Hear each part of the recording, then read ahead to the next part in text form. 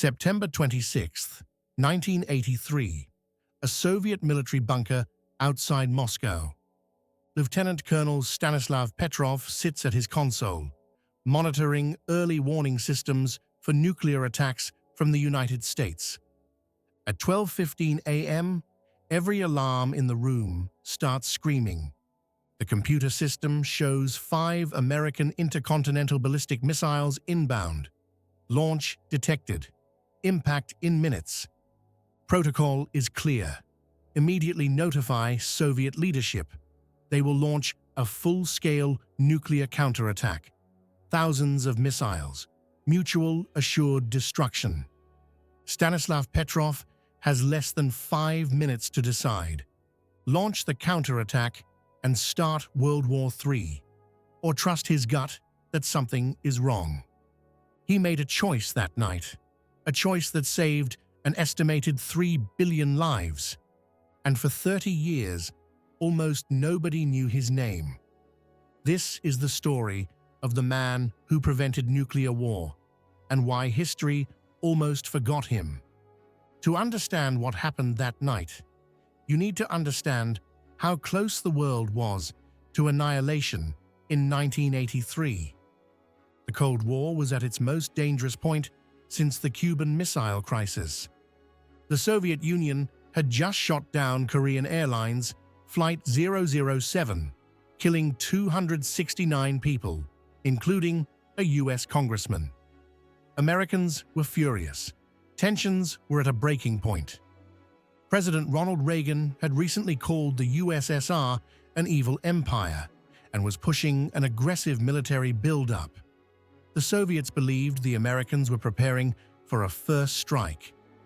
Both sides had thousands of nuclear weapons pointed at each other. Launch times measured in minutes, decisions that had to be made in seconds. This wasn't a Cold War. It was a barely controlled standoff between 2 nuclear arsenals capable of ending human civilization. And it was about to get worse.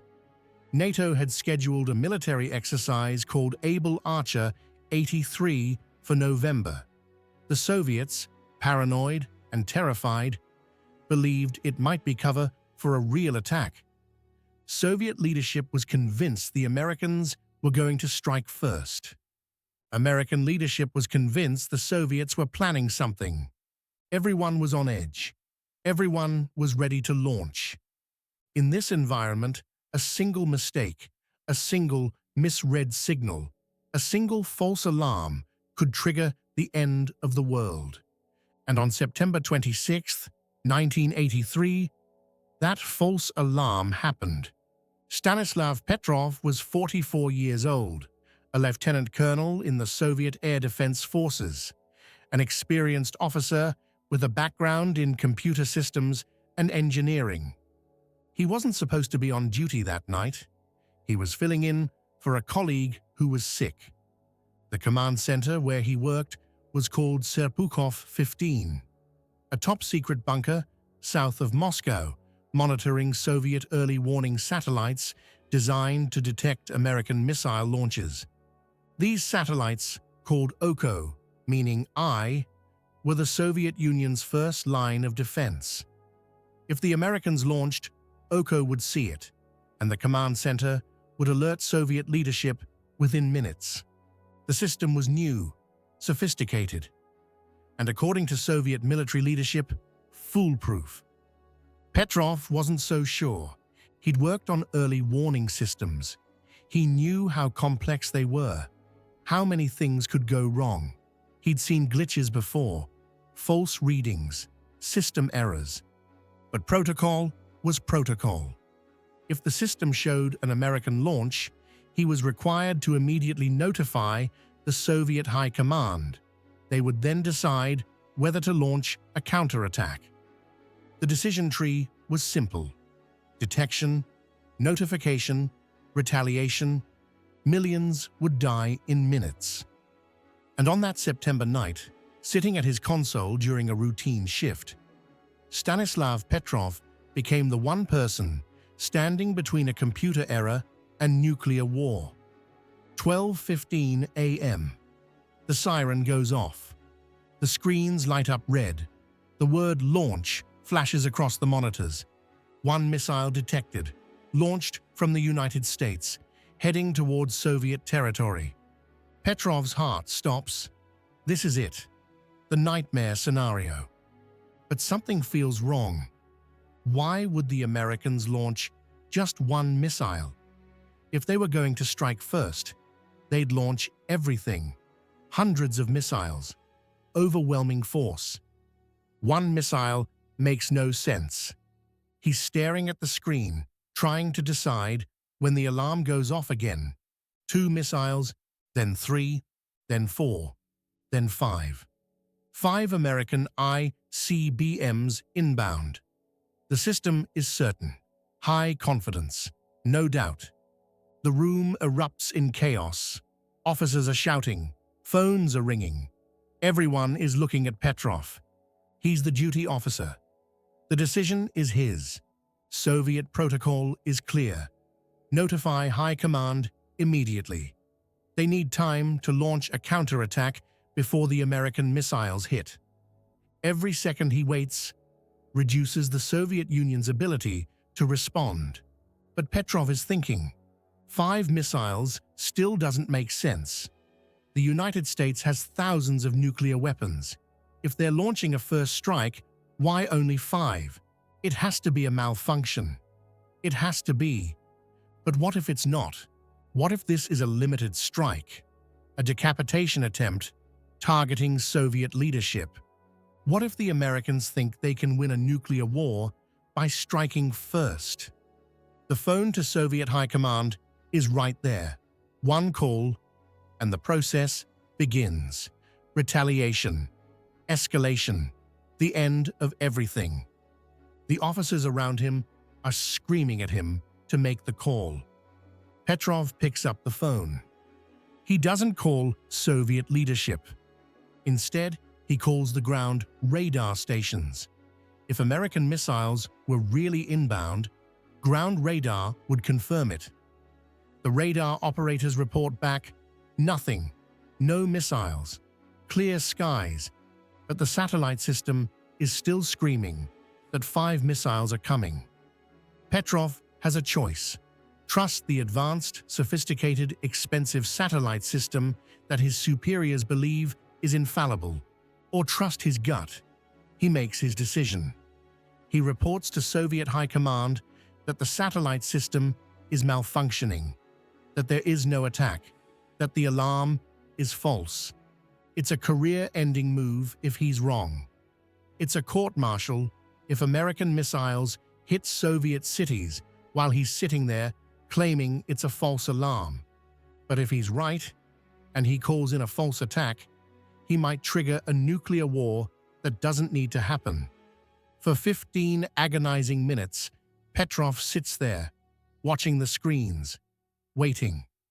If he's wrong, American nuclear weapons will start detonating on Soviet soil any second now. If he's right, the alarm will clear, and this will have been a terrifying glitch. The minutes tick by. The officers around him are silent, staring at the screens. And then, nothing happens. No explosions, no missiles, no attack. The alarm was false. Petrov was right. Later investigation revealed what happened. Sunlight reflecting off clouds over the United States had been misinterpreted by the satellite system as missile launches. A rare atmospheric condition, combined with a software flaw, created a false positive. The system wasn't foolproof. It was critically flawed. And if Stanislav Petrov had followed protocol, if he had trusted the technology over his instinct, the Soviet Union would have launched a full counterattack against the United States. The United States would have responded, and billions of people would have died.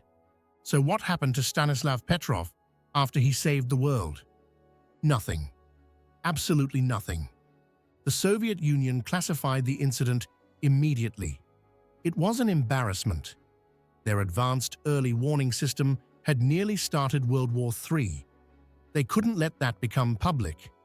Petrov wasn't rewarded, he wasn't promoted, He wasn't celebrated. In fact, he was quietly reprimanded. Not for making the wrong call, he'd been proven right, but for failing to properly document the incident in the required paperwork. Yes, you heard that right. The man who prevented nuclear war got in trouble for improper filing. He was transferred to a less sensitive position. His military career stalled. He eventually retired early, disillusioned and exhausted. And the Soviet government never acknowledged what happened.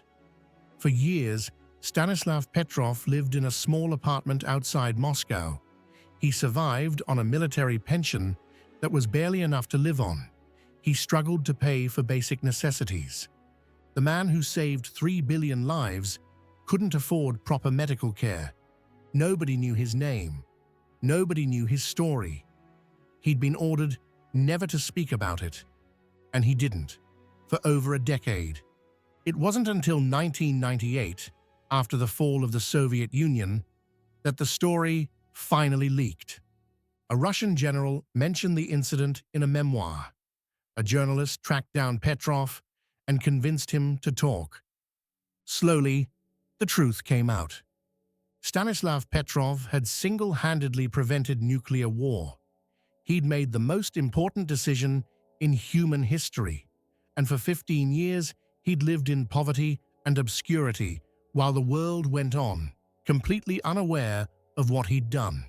Once the story became public, the international response was immediate. The United Nations invited Petrov to New York. He received the World Citizen Award. He was honored at ceremonies in Germany and the United States. A documentary was made about his life. He was called the man who saved the world. But recognition didn't bring money. It didn't bring security. Petrov lived modestly until the end of his life. He never became wealthy. He never received a significant pension increase. The Russian government, embarrassed by the incident, continued to downplay his role. When asked how he felt about being called a hero, Petrov was humble, almost dismissive. "I was just doing my job," he said. "I didn't want to make a mistake." He insisted he wasn't special, that any competent officer would have done the same thing. But that's not true. Protocol demanded he report the attack immediately. Procedure required he trust the system. His superiors expected obedience. He chose skepticism. He chose to think. He chose to question. And that choice saved the world. In 2006, Petrov was invited to the United States and honored at the United Nations. He met with American military officials who told him plainly, if the Soviets had launched, the United States would have responded with full force. It would have been mutual annihilation. Petrov asked them a question. What would you have done in my position? None of them could answer, because they didn't know. Nobody knows. In that moment, with alarms screaming and the clock ticking, would anyone else have had the courage to say no? Stanislav Petrov died on May 19, 2017, at the age of 77. He died in his small apartment outside Moscow, alone, with limited means. His death wasn't announced for months. When the news finally broke, the world paused to remember the man who'd saved it. But most people still don't know his name. Ask anyone on the street. Who prevented nuclear war in 1983? Blank stares. We know Einstein. We know Oppenheimer. We know the people who built the bombs.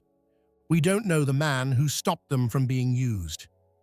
There's no Petrov Day holiday, no monuments to his decision, no global remembrance. Russia doesn't celebrate him. They're still embarrassed by the incident. The West barely remembers him. He saved more lives than any doctor, any humanitarian, any peacemaker in history. And he died in obscurity. Why? Because his heroism wasn't dramatic. It wasn't a visible act of courage. He didn't charge into battle. He didn't make a speech. He didn't sign a treaty. He just sat at a console and chose not to make a phone call. But that non-action, that moment of doubt, that willingness to question authority and trust his judgment over a machine prevented the worst catastrophe in human history. And here's the terrifying part. Stanislav Petrov wasn't the only one. There have been other close calls, other moments when one person's decision prevented nuclear war.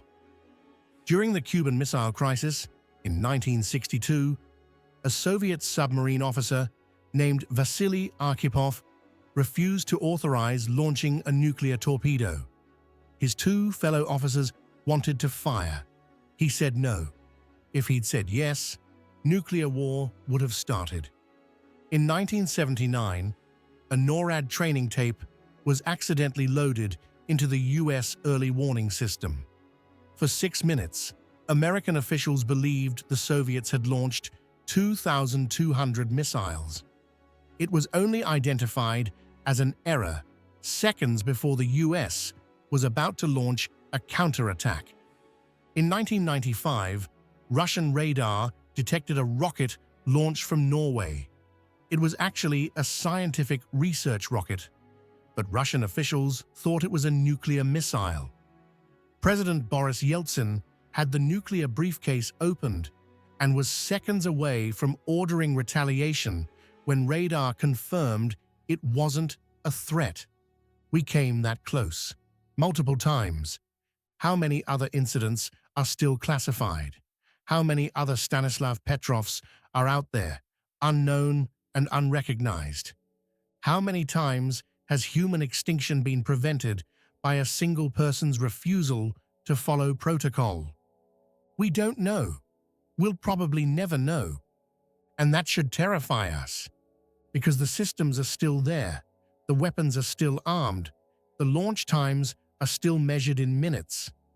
And we're trusting that when the next false alarm happens, someone like Stanislav Petrov will be sitting at that console, someone willing to question, someone willing to think, someone willing to risk everything by trusting their judgment over a machine. We're betting the future of humanity on it. So what do we learn from Stanislav Petrov's story? First, the most important decisions in history are often made by people we've never heard of. Not presidents, not generals, not celebrities. A middle-aged Soviet officer on a night shift, a submarine officer during a blockade, a radar operator who double-checked a reading. History turns on small moments, and the people in those moments are usually ordinary people who chose to do something extraordinary. Second, sometimes the most courageous act is inaction. We celebrate people who do things, who charge ahead, who take action. Petrov's courage was refusing to act, refusing to follow orders, refusing to trust the system. In a world that values obedience and efficiency, questioning authority can be the most dangerous and most necessary thing you can do. Third, the systems we trust to keep us safe can fail, catastrophically. The Soviet early warning system was supposed to be foolproof. It almost killed everyone on Earth. We trust technology. We trust protocols. We trust that the people in charge know what they're doing. Stanislav Petrov's story reminds us that sometimes they don't. And fourth, heroism doesn't guarantee recognition or reward or even survival. Petrov saved the world and died poor, unknown to most, struggling to get by. There's no justice in that, no fairness. But that's reality. The people who do the most important things often get nothing in return, except the knowledge that they did the right thing. And sometimes that has to be enough. On September 26, 1983, Stanislav Petrov sat in a Soviet bunker and chose doubt over certainty. He chose to think instead of react. He chose to question instead of obey. And because of that choice, you're alive to hear this story. Your parents are alive. Your children, if you have them, were born. 3 billion people lived because one man said, "I don't think this is real." He wasn't rewarded. He wasn't celebrated. He didn't get rich. He got reprimanded for bad paperwork and died in a small apartment outside Moscow. The man who saved the world couldn't afford a decent retirement. There's something deeply wrong with that. But there's also something deeply human about it. Because Stanislav Petrov didn't do it for recognition. He didn't do it for reward. He did it because in that moment, with alarms screaming and the world on the brink, he looked at the evidence and thought, "This doesn't make sense." And he trusted that feeling. History is full of forgotten heroes, people who changed everything and got nothing. This is Untold Archives. We find them, we remember them, we tell their stories. Because if we don't, who will? Subscribe if you want more forgotten history. Next week, another story they didn't teach you. The truth is out there. Someone just has to be willing to look for it.